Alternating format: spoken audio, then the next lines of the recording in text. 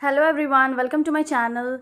So let's start with exercise 6.4 squares and square roots. Question number 7. In a right angle triangle ABC, angle B is equal to 90 degree. यहाँ पे two questions given है. Question number A, if A B is equal to 6 centimetre and B C is equal to 8 centimetre find A C. First question में क्या है, हम लोग को ए सी find करने के लिए कहा गया है और एक राइट एंगल ट्रायंगल है ए बी सी. तो हम लोग एक right angle triangle A B C बना लेते हैं. राइट एंगल ट्रायंगल क्या होता है, जिसका एक एंगल 90 डिग्री हो. जैसे यहाँ पे ए बी सी में जो ये बीच वाला एंगल होगा दैट इज बी, वो होगा 90 डिग्री. तो ये है 90 डिग्री, ये है ए, ये बी और ये सी है. यहाँ पे ए बी का डिस्टेंस गिवन है 6 सेंटीमीटर, बी सी का डिस्टेंस है 8 सेंटीमीटर. हम लोग को ए सी फाइंड करना है. यहाँ पे हम लोग पाइथागोरस थ्योरम से थर्ड जो साइड है वो साइड हम लोग फाइंड कर लेंगे. अब पाइथागोरस थ्योरम क्या होता है, जब भी किसी राइट एंगल ट्रायंगल का टू साइड्स गिवन है तो हम लोग पाइथागोरस थ्योरम से थर्ड साइड फाइंड कर सकते हैं. अब जैसे कि इसका सॉल्यूशन देख लेते हैं हम लोग. यहाँ पे गिवन क्या है, गिवन ए बी है 6 centimetre that is this side और बी सी है 8 सेंटीमीटर. तो हम लोग को ए सी फाइंड करना है. यहाँ पे हम पाइथागोरस थ्योरम अप्लाई कर लेंगे. बाय पाइथागोरस थ्योरम सबसे लॉन्गेस्ट साइड है वो क्या है, ए सी.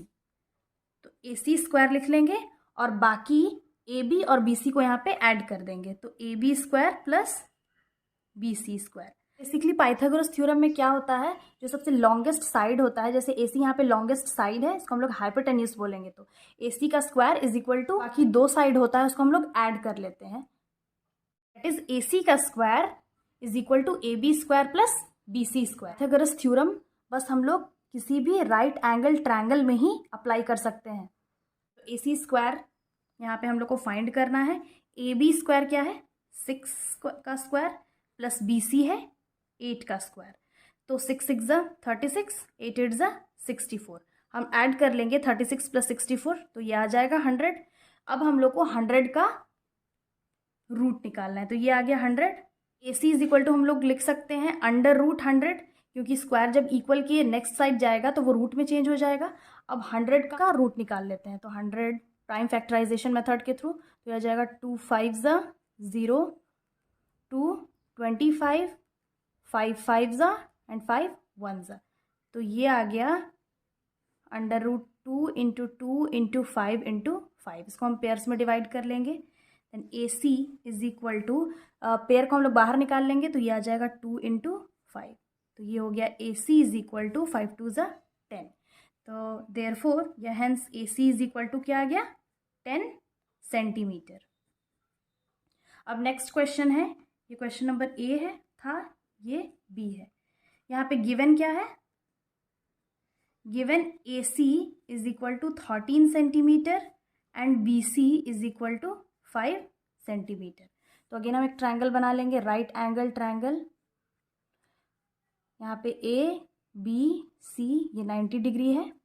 ए सी यहाँ पे ए सी दिया हुआ है 13 सेंटीमीटर और बी सी ये है 5 सेंटीमीटर. यानी कि हम लोग को ये साइड निकालना है ए बी. तो अब इसमें भी हम लोग पाइथागोरस थ्योरम यूज़ कर लेंगे. बाय ये जो सबसे लॉन्गेस्ट साइड है that is A C square is equal to बाकी दोनों साइड्स को हम लोग ऐड कर लेंगे, A B square plus B C square. अब यहाँ क्या क्या गिवन है, ए सी गिवन है 13 square is equal to A B given नहीं है हम लोगों को यहाँ पे, प्लस बी सी गिवन है ये है 5 का स्क्वायर. यहाँ पे हम लोग को ए बी स्क्वायर फाइंड करना है, दैट इज ए बी का जो लेंथ है वो फाइंड करना है. तो हम लोग 5 का स्क्वायर को लेफ्ट हैंड साइड लेके चले जाएंगे. तो ये आ जाएगा 13 स्क्वायर, ये प्लस में ये माइनस में चेंज हो जाएगा, 5 square is equal to A B square. तो अब ए बी स्क्वायर इंटरचेंज कर लेंगे हम लोग. तो 13 का स्क्वायर क्या होगा, 13 इंटू 13 हम लोग मल्टीप्लाई करके देखते हैं. 3 3 ज़ा 9, 3 1 ज़ा 3, 1 3 ज़ा 3, 1 1 ज़ा 1. तो ये आ गया 169.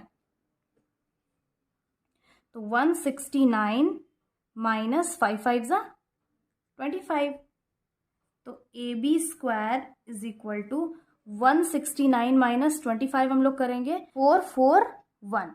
9 में 5 माइनस करेंगे 4 आ जाएगा, 6 में 2 4 और ये 144 आ गया. तो 144. अब A B is equal to square को हम लोग इक्वल के दूसरे साइड लेके जाएंगे तो ये रूट में चेंज हो जाएगा, तो ये आ गया 144। अब 144 का हम लोग रूट निकाल लेते हैं प्राइम फैक्टराइजेशन मेथड के थ्रू।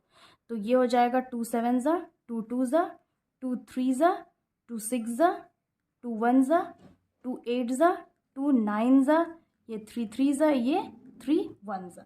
तो इसका हम लोग लिख लेंगे A B is equal to under root, जितने भी फैक्टर्स है उसको हम लोग रूट के अंदर लिख लेंगे। तो ये हो जाएगा 2 into 2 into 2 into 2 4 times into 3 into 3। अब इसको पेयर्स में डिवाइड कर लेंगे, तो ये हो गया A B is equal to, अब जो पेयर है उसको रूट के हम बाहर लेके आएंगे तो हम सिंगल टाइम्स लिख लेंगे, 2 इंटू 2 इंटू 3।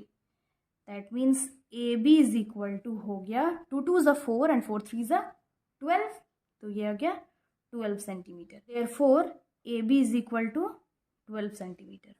हम लोग को ए बी फाइंड करना था यहाँ पे। क्वेश्चन नंबर 8 है, a gardener has 1000 plants, he wants to plant these in such a way that the number of rows and the number of columns remains same. Find the minimum number of plants he need more for his garden obviously. तो इस question में एक gardener है जिसके पास total number of plants है 1000। अब gardener अपने plants को ऐसे अरेंज करना चाहता है जिससे कि number of rose and the number of columns same हो। यहाँ पे फाइंड करना है कि उस गार्डनर को number of rose and number of columns same करने के लिए और कितना प्लांट्स चाहिए होगा, तो ये हम लोग को फाइंड करना है। हम लोग सॉल्यूशन देख लेते हैं। यहाँ पे गिवन क्या है, total number of plants given है 1000।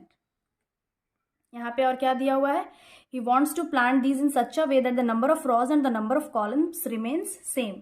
तो also the number of rows is equal to number of columns of plants. For example अगर नंबर ऑफ रोज को हम लोग x मान लेंगे तो नंबर ऑफ कॉलम्स भी x हो जाएगा, और अगर दोनों का हम प्रोडक्ट निकालेंगे तो वो हो जाएगा x स्क्वायर। हम लोग 1000 का स्क्वायर रूट निकाल लेते हैं, तो 1000 हो जाएगा। पहले पेयर्स में डिवाइड कर लेंगे, 3 3 ज़ा 9, यहाँ पे 3 ऐड कर लेंगे, 6 1 0 0। यहाँ पे अगेन हम लोग 1 ले लेंगे, 1 61 1 ज़ा 61, 100 में 61 माइनस करेंगे तो यह आ जाएगा 9 प्लस 9 में 6 3। रिमाइंडर क्या आ गया है 39। मतलब ऑब्वियसली यहाँ पे जो 1000 है वो 31 के स्क्वायर से बड़ा है। दैट मीन्स ये 32 के स्क्वायर से छोटा होगा। क्वेश्चन में हम लोग यहाँ पे फाइंड करना था और कितना मिनिमम नंबर ऑफ प्लांट्स चाहिए एक परफेक्ट स्क्वायर बनाने के लिए। तो therefore the number of plants required to be added is equal to 32 square minus 1000। तो 32 स्क्वायर हम लोग यहाँ पे फाइंड करते हैं, 32 इंटू 32, 2 2 ज़ा 4, 3 2 ज़ा 6, 3 2 ज़ा 6, 3 3 ज़ा 9। तो आ गया 4 12 1024। तो 1024 आ गया। दैट मीन्स अगर 1024 में हम 1000 माइनस करेंगे तो आ गया 24। तो hence the minimum number of plants he need more is 24. This is the last question of this exercise. Question number 9. There are 500 children in a school. For a PT drill, they have to stand in such a manner that the number of rows is equal to the number of columns. How many children would be left out in this arrangement? अब एक school है जिसमें total students है 500। Question के according एक PT drill होता है जिसमें स्टूडेंट्स को ऐसे अरेंज करना है जिससे कि number of rows and number of columns equal हो। तो इसमें हम लोग को फाइंड करना है कि इस प्रोसेस में कितने स्टूडेंट्स को हटाना होगा। तो सबसे पहले हम लोग जो ये गिवन नंबर है that is total number of students, इसका हम रूट फाइंड कर लेंगे। तो total number of students in a school, ये क्या है 500। तो पहले हम लोग 500 का रूट निकाल लेंगे, तो इसको पहले पेयर्स में डिवाइड कर लेंगे, तो 2 2 ज़ा 4 आ गया, प्लस 2 ऐड भी कर लेंगे, 4 1 0। अब 4 को 42 इंटू 2 हम लोग करके देखते हैं, 2 2 ज़ा 4, 4 2 ज़ा 8, ये हो गया 84। तो यहाँ पे हम लोग 2 लिख लेंगे, 284।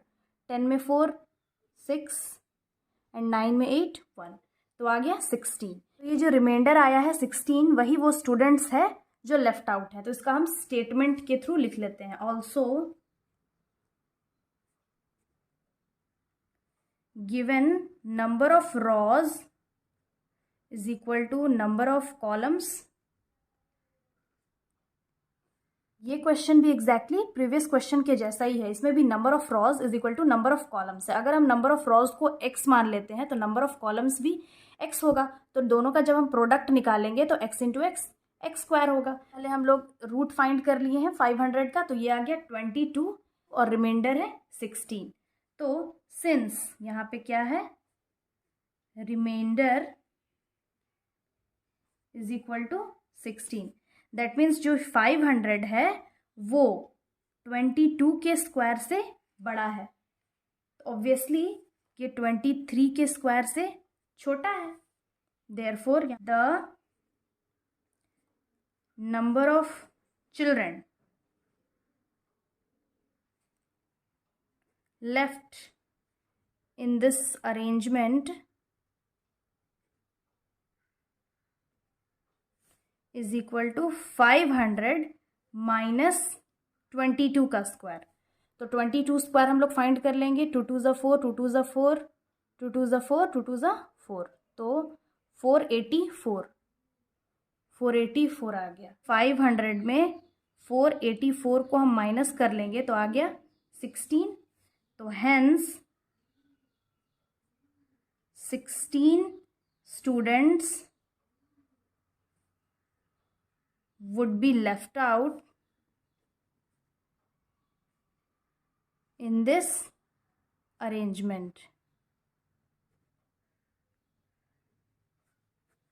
क्वेश्चन को अच्छे से रीड करेंगे तो समझ में आ जाएगा कि फाइंड क्या करना है। तो क्वेश्चन को जितना ज़्यादा हम लोग प्रैक्टिस करेंगे चैप्टर उतना ही ज़्यादा क्लियर होता जाएगा। तो आई होप ये चैप्टर आप लोगों को समझ में आ गया होगा, सॉल्यूशंस भी समझ में आ गया होगा। अगर आया हो तो प्लीज़ वीडियो लाइक करिएगा, अपने फ्रेंड्स के साथ शेयर करिएगा और चैनल ज़रूर सब्सक्राइब कर लीजिएगा।